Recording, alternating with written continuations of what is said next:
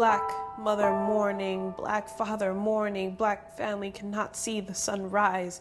Black family still cook one extra meal for an empty seat. Black family can't fill whole. Black body bang, black body bang, black body help, black body reload, black body bang, black body silence.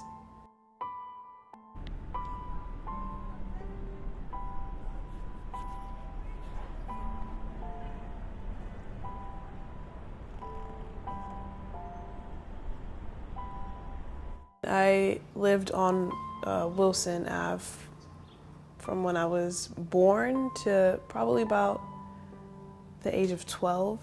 My entire family lived in the area. So if I go across the street is my grandfather's job. Like across the street from him is my elementary school.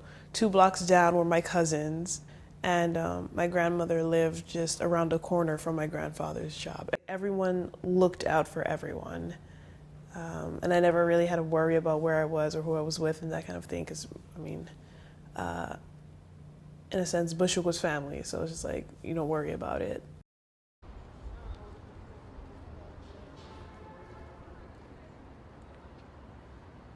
Well, I mean, we grew up here. This was where we were born and raised, you know, for the most part, lived in this community. We grew up, you know, we knew all the merchants, we knew everybody in every building on this block. We grew up with, we synergized with and had cool relationships. We protected each other, we stood with each other. It was an awesome experience growing up here. And stayed pretty much in Brooklyn. You know, Brooklyn has been, you know, my livelihood, my blood, you know, for the most part.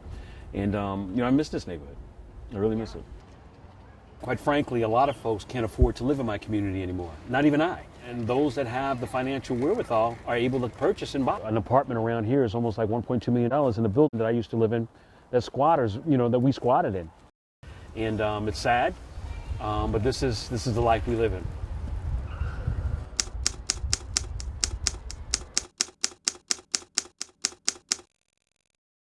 We eventually had to move because, I mean, we just couldn't afford the space anymore. So that's like my mother, she'll take us around houses or apartments and have us look at it along with her. But I remember she had mentioned that she was always given the runaround by realtors. So they would go to places that they knew weren't in her price range and kind of discourage her also from moving in particular areas. So that I remember several realtors kind of just yanking her along. It was a very frustrating process that we didn't get to move for a while after we actually started looking for another apartment. One of the houses had this big for rent sign. So she called and we're standing in front of the apartment and the guy's explaining, he's like, okay, we can schedule something, but I want to ask a few questions first. He's like, what's your race?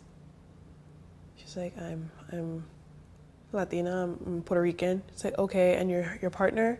It's like, oh, he's black, my children are black and Puerto Rican. All of a sudden, it's not for rent anymore. We are in front of 280 St. John's Place, where I actually moved to when we were gentrified out of 177 Park Place. My mom moved us here, up on the top floor. We had that apartment up there for about maybe 7 or 8 years. Got the phone call saying that we had to move. And I said, move to where? And next thing I know, we moved across the street in an abandoned building and lived there as squatters for 8.5 months.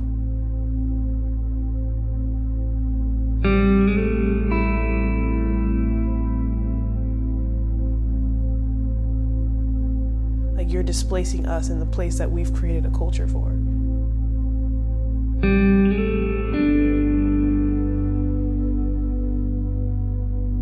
Infiltrating that and pushing everyone out again. So it's like, where do we belong?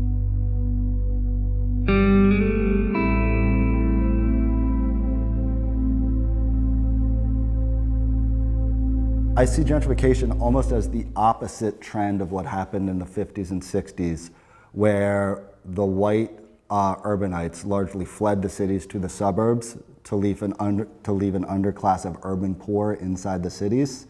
And now that is reversing with white people moving back to the cities as it becomes a cooler, hipper, safer place to live, pushing out now the people of color who had now 3-4 decades to establish the communities in these urban cores.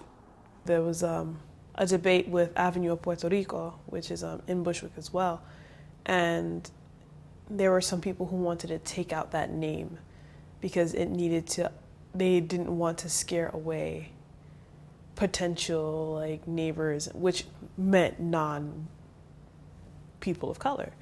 The entire urban experience that people go for is built by people of color. It's highly influenced by people of color. And that exotic nature of it is what brings the appeal to non-people of color. And once they enter that space, they're not realizing that they're pushing those same people out.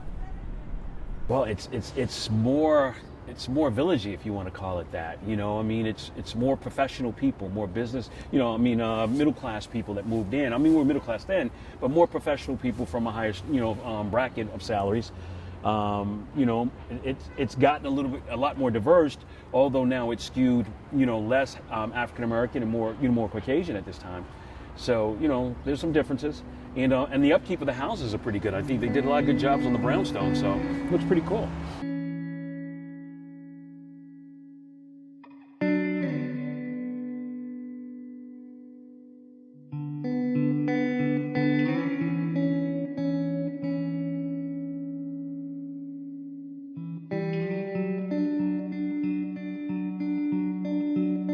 I think the diversity of New York City is threatened by gentrification. It wouldn't be the first city where that's true. That happened in DC, it happened in New Orleans. Absent some deliberate policy on the part of government, if it's just left to the free market, what you're gonna have is the rich people being able to afford to live in New York City and the poor people not being able to afford here. And unfortunately, the way in which income and wealth are distributed in this country, the rich are largely white and the lower classes are largely people of color. So left unchecked just to the forces of capitalism, New York will become a whiter city. When we found out that we had to move was when the landlord sold the building. And at that time, we saw gentrification at its finest. And they were going around buying the buildings. And we were trapped. It was either come up with the money to stay or you got to go. And that's what wound up happening. We had to leave. That building was bought by the same people that bought this company, this building from, and it was like they were following us to some degree. We felt that, but they were just purchasing up what was available. So, I mean, this community, for the most part, all the buildings here, we had friends that lived, the Gambles lived here, and young people that we knew and helped raise over here. And we used to jump across this thing and have fun all the time.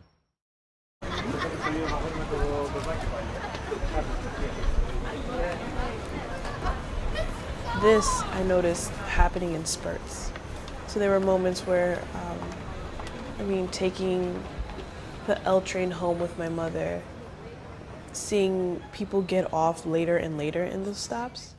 So, there was always a large surge of just like white people getting off on First Avenue in Manhattan, and if not First Avenue, Bedford, which is just the midst of Williamsburg. This is Sammy's. He was very, very young. He's the oldest, but he was very young at the time and whatnot. So I was just, telling them how, you guys know the story. We lived in 295 and as squatters, and my mom, for all the hard work that she did in the public school. You guys were always supportive of her, and we appreciated that totally, man. Yeah. This was a good neighborhood. And, there's a lot of good people over here, A lot of good people, man. We'll always come back here and support, Always come back here and support. Matter of fact, you want something to drink? Yeah, I could probably use some. Give me an Orangina.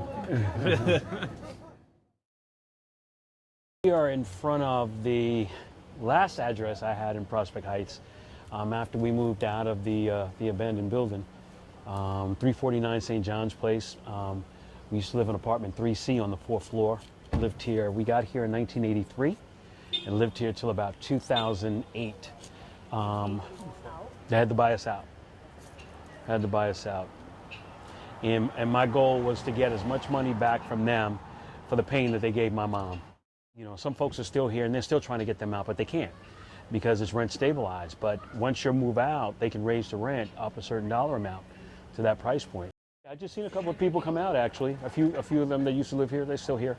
You know, I know a couple of folks on the second floor. It's my good friend here. He's been in a fight for a long time with this landlord in this building, him and his kids. What's up, man? How's it going, dude? Good.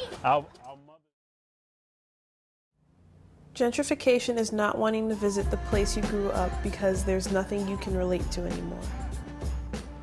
Gentrification is seeing the store owners you loved lose their businesses. Gentrification is seeing efforts being made to satisfy the comforts of new neighbors and not the people who've settled there for years. Gentrification is annual block parties getting shut down because the music is too loud. Gentrification is not knowing whether to call someplace home because you'll never know when someone else will try to clean it. I don't think it's the young white people's intention to displace the people of color who have lived in neighborhoods for years. And I mean, in many respects, like, their intentions are noble. Like, we have a long history of self-segregation in this country, where white people want to live next to white people of color live next to people of color, and never the twain shall meet. Gentrification, I mean, for all its flaws, it does diversify neighborhoods, which should be applauded. We just need to figure out solutions to keep that diversity there. I think there needs to be more investment in providing adequate information for the natives of any particular area, especially areas that are predominantly people of color. And I mean, racism is so embedded in the institution of gentrification, so it's essential that gentrifiers understand exactly what their influence is within a community and not aim to kind of change the culture, but to become a part of it and understand what exactly they can do to support the people who are already living there instead of trying to change it around. Black body silence, white body insured by black lives, black body count every 28 hours, white body promised, white body privileged, black body bang, black body wants to stop counting, black body defect, black body can't take no more. Black body cry, black body fight, black body burn this city, black body live, black body rise, black body flourish, black body breathe, black body scream, because no one ever said you love too loudly. Colors, it don't matter who you are. Black, white, Puerto Rican, baby, you're a star. Colors, everybody should be equal. Colors are just colors, deep inside we all people. Colors, it don't matter who you are. Black, white, Puerto Rican, baby, you're a star. Colors, everybody should be equal. Colors are just colors, deep inside we all people.